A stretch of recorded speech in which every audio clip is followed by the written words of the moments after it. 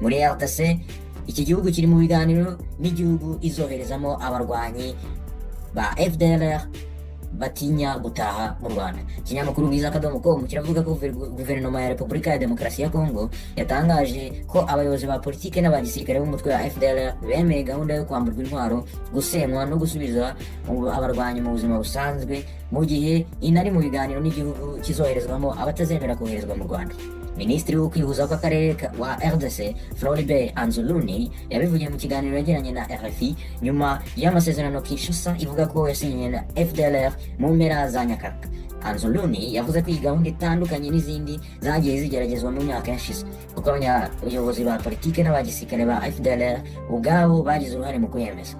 Yavuze ko Victor Byiringiro uyobora ishami rya Foka ariwe wasinye amasezerano, ariko ko General Ntawunguka Pacifique Omega uyobora igisirikare cya Fdlr nawe hamwe n'abayobozi b'umutwe bemeye amahame y'iyi gahunda.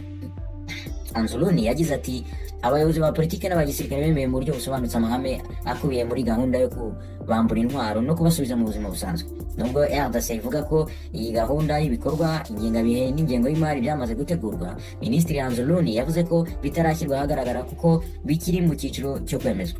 Yijeje ko ibikorwa bizatangira mu gihe cya vuba. Avuga ko Kinshasa ishaka guhagarika burundu ikibazo cya Fdlr.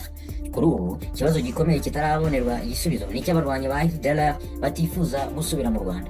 Anzuluni yatangaje ko RDC yamaze kubona igihugu cyo muri Afurika cyemeye kwakira bamwe muri bo, ariko yanga kukivuga. Yavuze ko ibiganiro n'icyo gihugu bigikomeje kandi ko izina ry'icyo gihugu rizatangazwa mu gihe gikwiriye.